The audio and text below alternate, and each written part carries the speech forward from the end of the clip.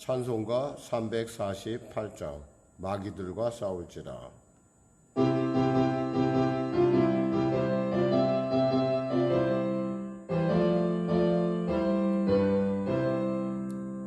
마귀들과 싸울지라. 죄악 벗은 형제여 담대하게 싸울지라. 저기 악한 역경과 심판날과 멸망의 날 내가 섰는 눈앞에 곧 다가오리라. 영광 영광 할렐루야. 영광 영광 할렐루야. 영광 영광 할렐루야. 곧 승리하리라. 마귀들과 싸울지라. 죄악 벗은 형제여 고함치는 물에 들은 영은 마귀 아닌가. 무섭고도 더러운 죄 모두 떨쳐버리고 주 예수 붙들라. 영광 영광 할렐루야. 영광 영광 할렐루야. 영광 영광 할렐루야.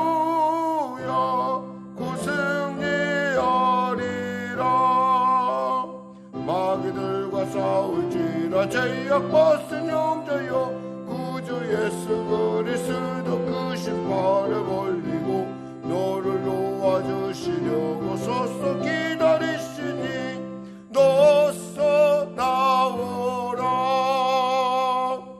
영광 영광 할렐루야. 영광 영광 할렐루야. 영광 영광 할렐루야. 곧 승리하리라. 마귀들과 싸울지라. 죄악 벗은 형제여 담대하게 싸울지라. 저기 악한 역경과 심판날과 멸망의 날 내가 섰는 눈앞에 곧 다가오리라. 영광 영광 할렐루야. 영광 영광 할렐루야. 영광 영광 할렐루야. 곧 승리하리라. 마귀들과 싸울지라. 죄악 벗은 형제여 고함치는 물에 들은 영한 마귀 아니가. 무섭고도 더러운 죄 모두 떨쳐버리고 주 예수 붙들라. 영광 영광 할렐루야. 영광 영광 할렐루야. 영광 영광 할렐루야. 곧 승리하리라. 마귀들과 싸울지라. 죄악 벗은 형제여 구주 예수 그리스도 그 심판을 걸리고 너를 놓아주시려고 서서 기다리시니 너서 나오라. 영광 영광 할렐루야. 영광 영광 할렐루야. 영광 영광 할렐루야. 곧 승리하리라. 아멘. 기도하겠습니다. 하나님 감사합니다. 오늘 하나님께서 귀한 토요일 아침 허락하심을 감사합니다. 이 새벽이 귀하고 복된 것은 주님이 이 시간을 정하시며 주님이 기뻐하시며 주님이 우리를 기다리심이 아니겠습니까? 우리가 올까? 우리를 보시기 위하여 아버지 하나님께서 나오셔서 길가에서 아들을 기다림같이 딸을 기다림같이 거리가 먼 그 동네 어귀까지 나와서 하나님께서 우리를 기다리시며 우리를 보자 기뻐하시며 그 먼 길을 한 걸음같이 달려오신 것 같이 우리가 이 아침에 주 앞에 달려나와 싸우니 주님 귀한 우리 성도들에게 은혜와 은혜를 베풀어 주시고 말씀을 통하여 오늘도 길이 열리고 삶이 열리고 그대의 생각이 열리는 놀라운 시간 될 수 있도록 축복하여 주시옵소서.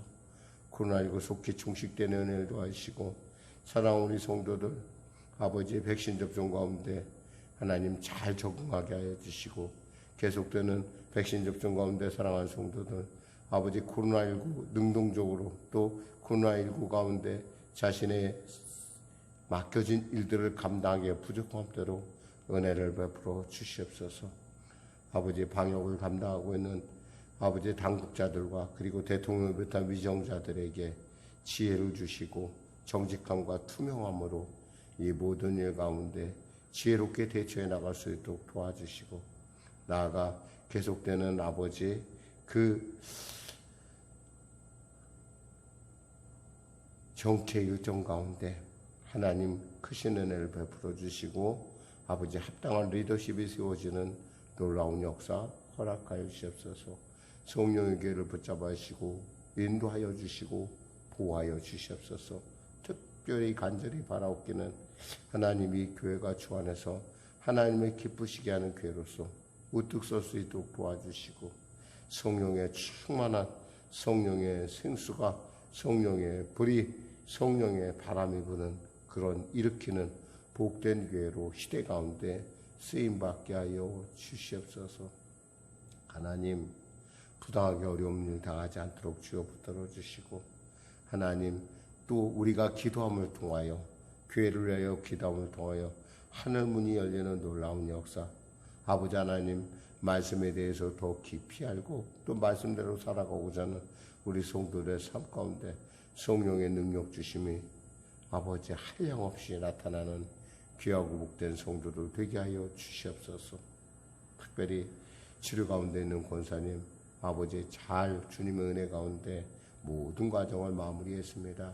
하나님 이제 곧 다시 검사를 받을 터인데 모든 일 가운데 하나님의 놀라운 역사로 능히 승리하게 하여 주시고, 그의 인생 가운데도 특별히 어린 자녀들을 위한 아직 주님을 아버지 잃어버린 그 자녀들을 위한 그 어머니의 가운 가운데 하나님 역사하시고 하나님 붙잡아 주시옵소서. 아울러 손가락이 아파서 힘든 우리 권사님 기억하여 주시고, 또 아직도 마비 가운데 온전치 못한 가운데 있는 사랑하는 집사님 가정 가운데 놀라운 은혜가 임하시고 치료의 역사와 통치의 역사 허락하여 주시옵소서. 아울러 어깨 통증과 모든 일 가운데도 하나님 함께하여 주시고, 특별히 눈을 치료하여 주시고, 특별히 하나님 신장 가운데 하나님의 놀라운 하나님의 치료의 강산이 발아지게 하여 주시옵소서. 군에 가 있는 우리 사랑하는 우리 성도 무엇보다 오가는 발걸음 안전하게 지켜주시고 늘 주님 보호하시고, 아버지 하나님 승리하는 삶 되게 하여 주시옵소서. 오늘도 귀한 이 아침 주심을 감사하며 거룩한 예수님의 이름으로 기도드립니다. 아멘. 하나님은 살아계십니다. 오늘 여러분과 은혜 나누실 말씀은 요한계시록 12장 1절에서 17절 말씀입니다. 요한계시록 12장 1절에서 17절 말씀, 신약성경 410쪽입니다. 신약성경 410쪽, 요한계시록 12장 1절에서 17절 말씀, 우리 같이 하나님 말씀 합독하도록 하겠습니다. 하늘에 큰 이적이 보이니 해를 옷 입은 한 여자가 있는데 그 발 아래에는 달이 있고 그 머리에는 12별의 면류관을 썼더라. 이 여자가 아이를 베어 해산하게 되며 아파서 애를 쓰며 부르짖더라. 하늘에 또 다른 이적이 보이니 보라, 한 큰 붉은 용이 있어 머리가 7이요 뿔이 10이라. 그 여러 머리에 7 왕관이 있는데 그 꼬리가 하늘의 별 3분의 1을 끌어다가 땅에 던지더라. 용이 해산하려는 여자 앞에서 그가 해산하면 그 아이를 삼키고자 하더니 여자가 아들을 낳으니 이는 장차 철장으로 만국을 다스릴 남자라. 그 아이를 하나님 앞과 그 보좌 앞으로 올려가더라. 그 여자가 광야로 도망하며 거기서 1260일 동안 그를 양육하기 위하여 하나님께서 예비하신 곳이 있더라. 하늘에 전쟁이 있으니 미가엘과 그의 사자들이 용과 더불어 싸울세. 용과 그의 사자들도 싸우나 이기지 못하여 다시 하늘에서 그들이 있을 곳을 얻지 못한지라. 큰 용이 내쫓기니 옛뱀 곧 마귀라고도 하고 사탄이라고도 하며 온 천하를 꿰는 자라. 그가 땅으로 내쫓기니 그의 사자들도 그와 함께 내쫓기니라. 내가 또 들으니 하늘에서 큰 음성이 있어 이르되 이제 우리 하나님의 구원과 능력과 나라와 또 그의 그리스도의 권세가 나타났으니 우리 형제들을 참수하던 자 곧 우리 하나님 앞에서 밤낮 참수하던 자가 쫓겨났고 또 우리 형제들이 어린 양의 피와 자기들이 증언하는 말씀으로써 그를 이겼으니 그들은 죽기까지 자기들의 생명을 아끼지 아니하였도다. 그러므로 하늘과 그 가운데 거하는 자들은 즐거워하라. 그러나 땅과 바다는 화 있을진저 이는 마귀가 자기의 때가 얼마 남지 않은 줄을 알므로 크게 분내어 너희에게 내려갔음이라 하더라. 용이 자기가 땅으로 내쫓긴 것을 보고 남자를 낳은 여자를 박해하는지라.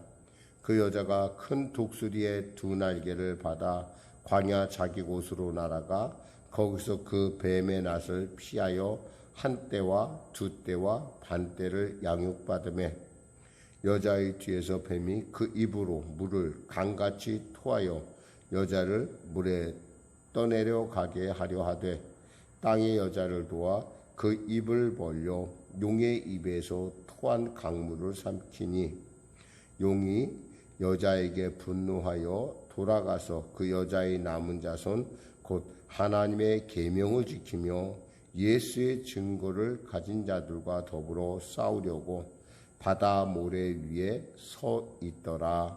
아멘.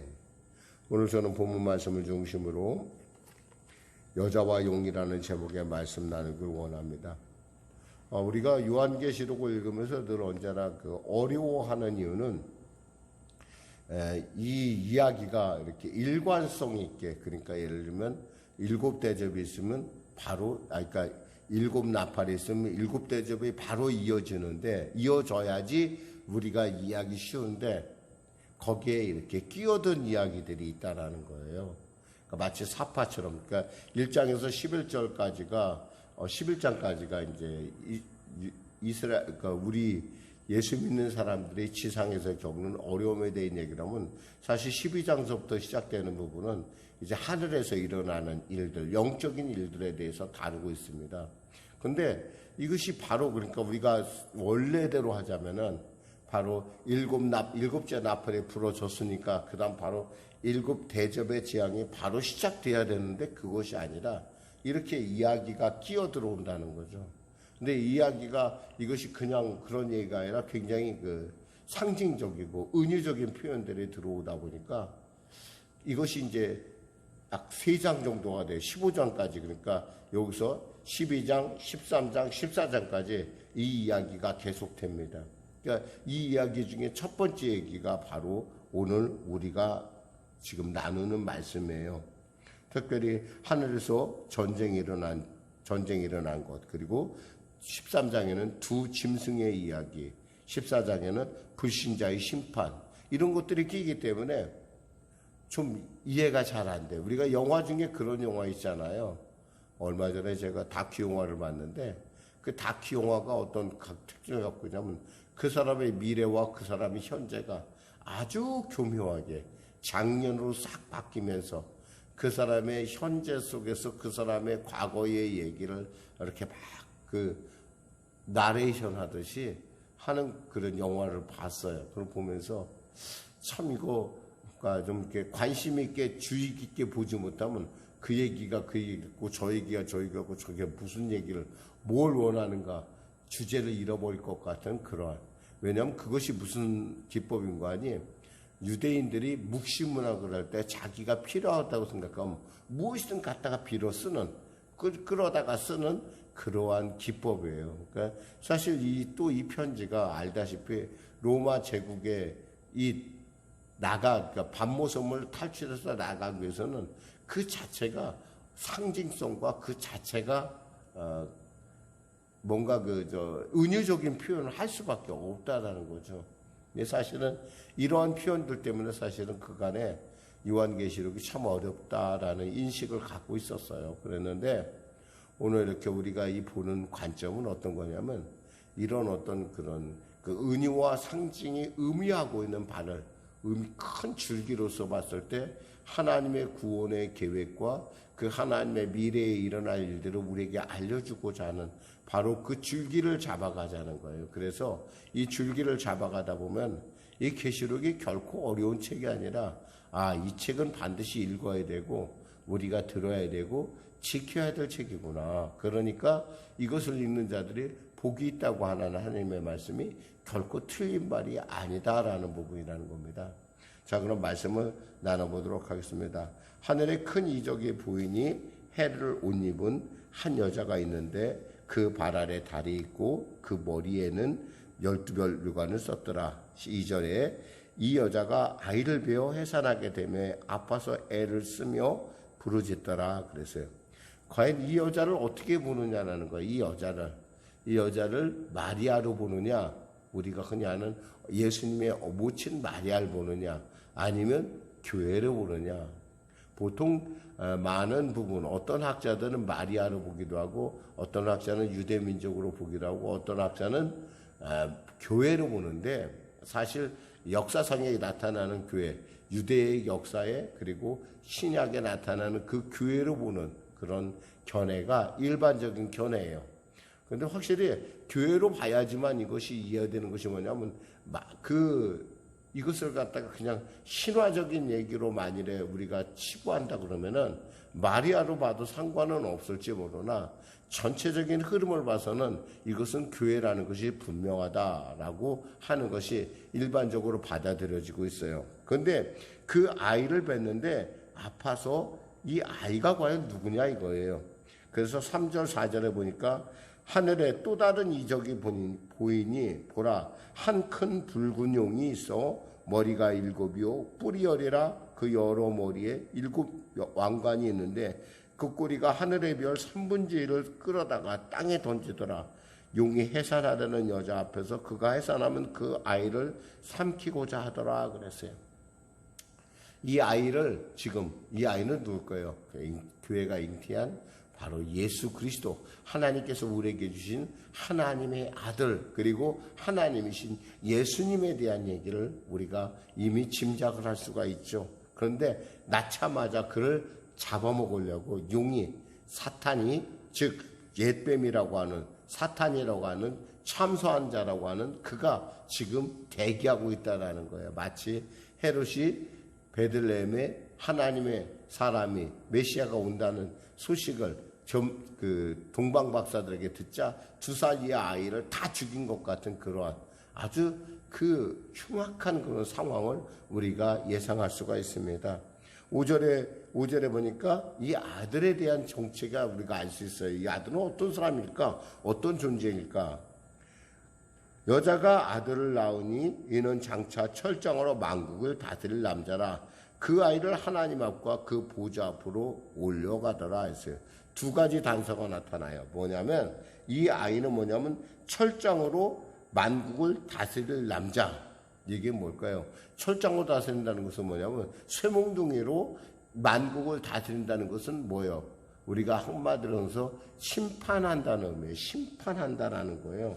그러니까 이 심판자, 그리고 또 어떠냐면 하늘의 보좌에 올라갈 자. 당연히 예수죠. 근데 이것을 갖다가 많은 이단들이 자기가 바로 그 사람이라고 얘기한다는 거예요. 박태선이는 박태선인대로, 문선명은 문선명인대로 내가 그런 사람이다. 내가 그런 사람이다. 오늘날에는 이제 이만희가 내가 그런 사람이다.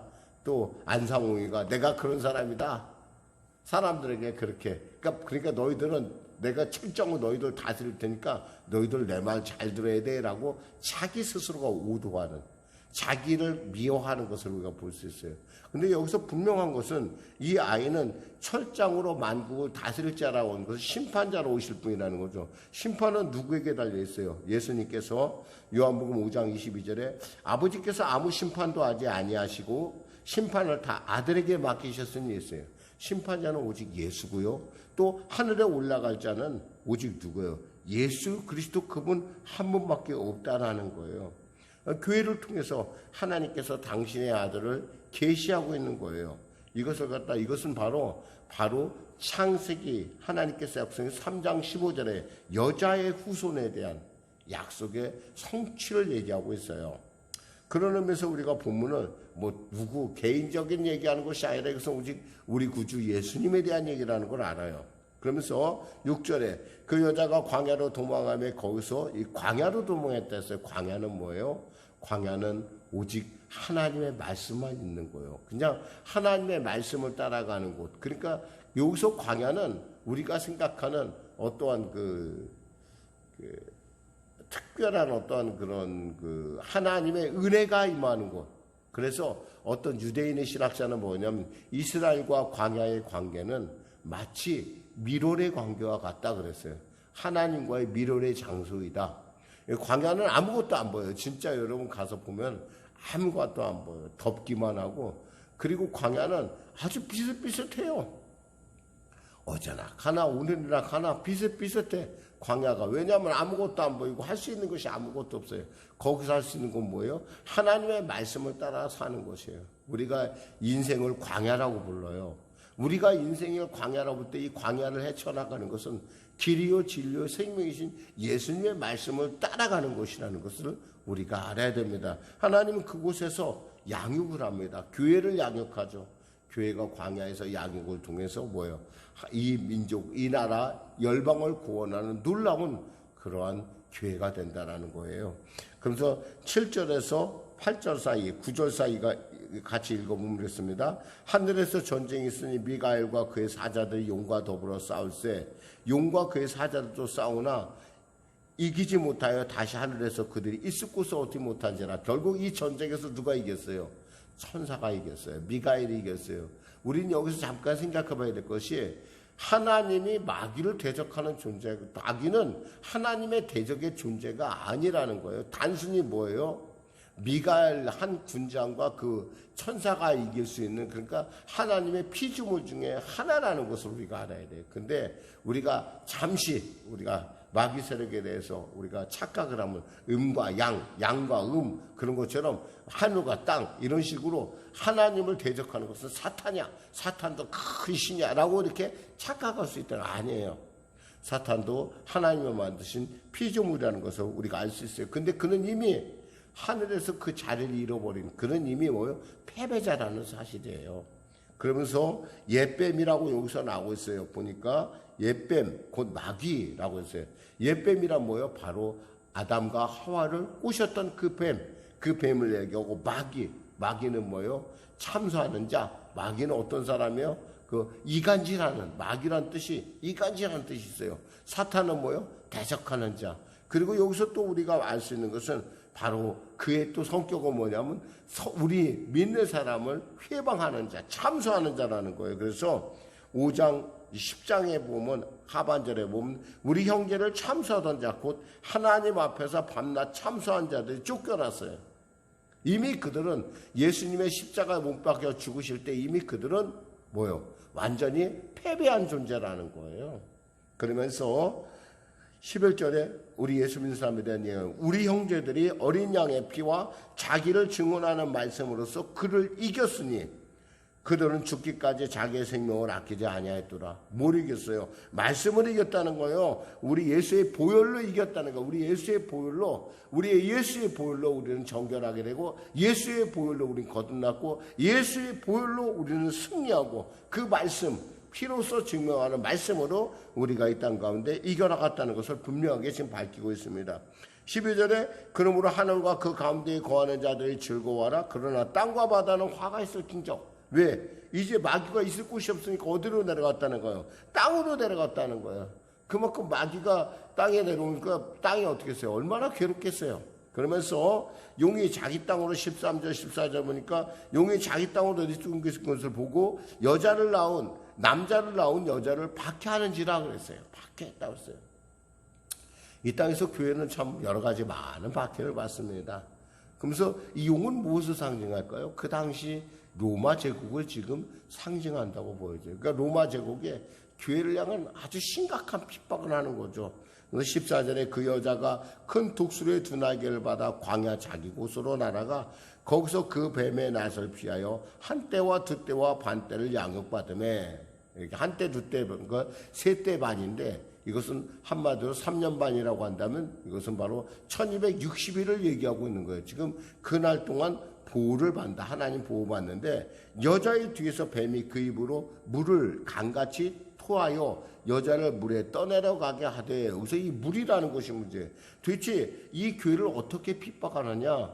이 사탄이 하는 것이 거짓말, 헛소문을 통해서 핍박한다는 거예요, 사람은.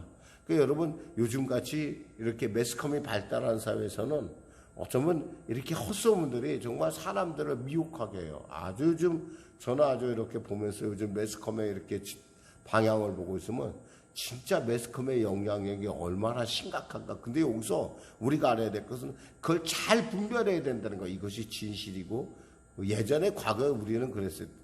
예전에 제가 과거에 독재 시사할 때는 신문에 나오면 우리가 이런 말이 있어요. 신문의 행간에 나오는 그 말을 우리가 읽어내야 된다라고 얘기했어요. 예를 들면 뭐가 잘 됐다 그러면 그게 잘못됐구나. 이렇게 그 당시엔 그랬어요. 근데 오늘날에는 그거보다 좀 더 교묘해가지고 참 이렇게 흔히 말해서 속에 보이는 짓을 갖다가 이렇게 많이 하는 것을 보고 또 그거에 많은 사람들이 미혹당하는 것을 보게 돼요. 그런 거 보면서 이 헛소문이 이렇게 무서운 거구나 라는 저는 생각을 해봅니다. 그러면서 우리가 16절 17절 땅이 여자를 도와 그 입을 벌려 용의 입에서 토한 물을 삼키니 그랬어요. 토한 강물을, 그게 뭐예요? 결국 소문은 어떻게 하나님의 은혜 가운데 결국에 잠잠해질 것이라는 얘기예요.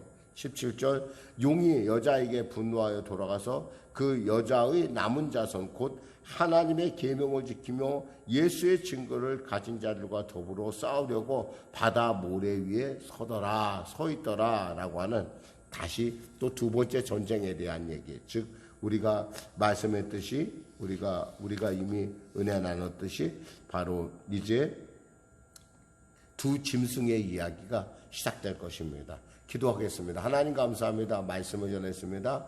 사랑하는 우리 성령교회 성도들, 오늘도 이 구약의 이 계시록의 말씀을 통하여 앞으로 되어질 이 시대 가운데 그럼에도 불구하고 우리에게 승리를 주신, 십자가에서 완전의 승리를 주신 우리 예수님의 그 보혈과 그 피젖은 말씀으로 우리가 이 땅 가운데 살아가며 하나님의 승리를 체험하는, 승리를 우리가 맛보는 우리 모두가 되게 하여 주시옵소서. 예수님의 이름으로 기도드립니다. 아멘. 우리 말씀 생각하며 찬양 드리고 우리 기도하겠습니다. 찬송가 570장입니다.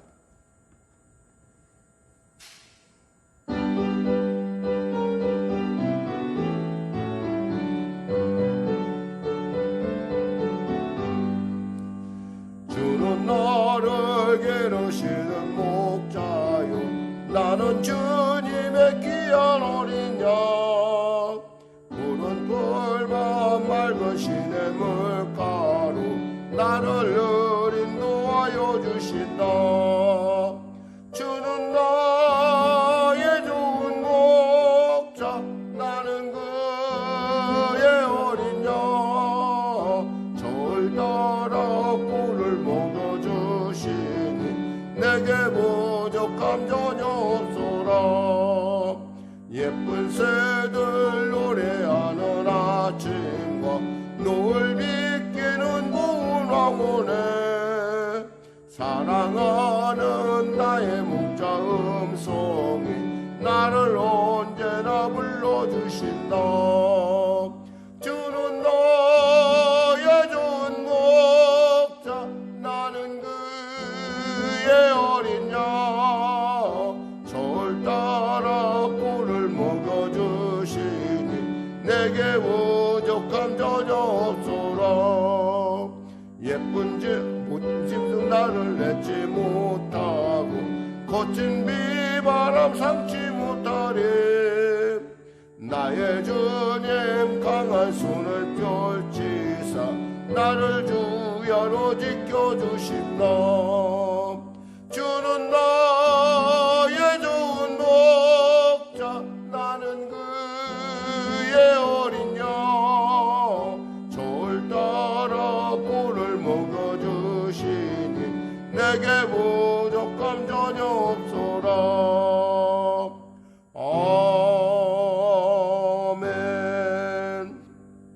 하늘에 계신 우리 아버지, 아버지의 이름을 거룩하게 하시며 아버지의 나라가 오게 하시며 아버지의 뜻이 하늘에서와 같이 땅에서도 이루어지게 하소서. 오늘 우리에게 일용할 양식을 주시고 우리가 우리에게 잘못한 사람을 용서하여 준 것 같이 우리 죄를 용서하여 주시고 우리 시험에 빠지지 않게 하시고 악에서 구하소서. 나라와 권능과 영광이 영원히 아버지의 것입니다.